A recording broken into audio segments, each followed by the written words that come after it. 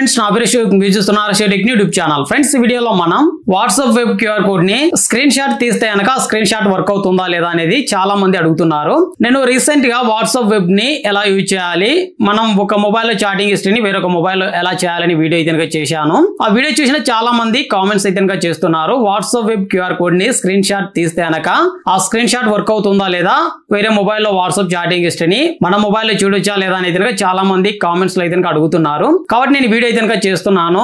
WhatsApp web QR code screen shot work అవుతుందా లేదా అని తెలుసుకోవాలి అంటే ఫస్ట్ మనం వాట్సాప్ వెబ్ క్యూఆర్ కోడ్ గురించి తెలుసుకోవాలి.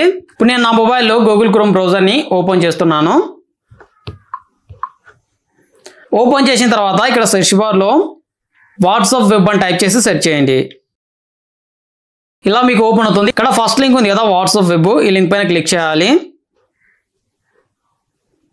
ఇలా ఓపెన్ అవుతుంది. ఒకవేళ మీకు ఇలా ఓపెన్ అవ్వకపోతే కనుక ఇక్కడ 3 డాట్స్ పైన క్లిక్ చేసి ఇక్కడ డెస్క్టాప్ సైట్ అనేది ఆఫ్ లో ఉంటుంది. ఈ ఆప్షన్ ని ఆన్ చేసుకోండి. ఇక్కడ నాకు డెస్క్టాప్ సైట్ అనేది ఆన్ లో ఉంది కాబట్టి నాకు డైరెక్ట్ గా క్యూఆర్ కోడ్ అనేది వచ్చింది.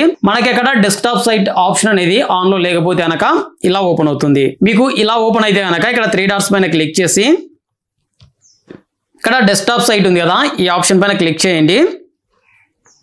ఇక్కడ మీకు క్యూఆర్ కోడ్ అనేది ఓపెన్ అవుతుంది. ఇక్కడ క్యూఆర్ కోడ్ అయితే కనుక ఓపెన్ అయింది.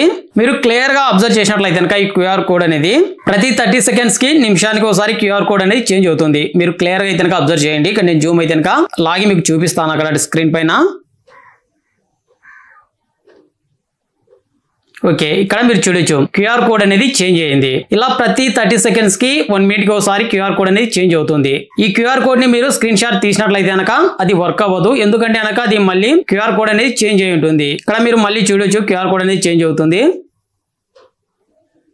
ఓకే, క్యూఆర్ కోడ్ అనేది మళ్ళీ చేంజ్ అయింది. ఇలా క్యూఆర్ కోడ్ అనేది చేంజ్ అవుతూ ఉంటుంది. కాబట్టి మీరు ఈ క్యూఆర్ కోడ్ ని స్క్రీన్ షాట్ తీసి స్కాన్ చేసినా కూడా అది వర్క్ అవ్వదు. సెక్యూరిటీ పర్పస్ మనకి ఇలా సెట్ చేస్తారు. ఈ క్యూఆర్ కోడ్ అనేది ఓపెన్ చేసిన తర్వాత చేంజ్ అయ్యే లోపు మనం అయితే కనుక స్కాన్ చేయాలి. ఫ్రెండ్స్, ఈ వీడియో గురించి ఇంకా మీకు ఏమైనా డౌట్స్ ఉన్నట్లయితే కింద కామెంట్ సెక్షన్ లో కామెంట్ చేయండి. ఈ వీడియో కనుక మీకు నచ్చినట్లయితే కంపల్సరీ ఒక లైక్ చేయండి. Okay friends, thank you for watching video.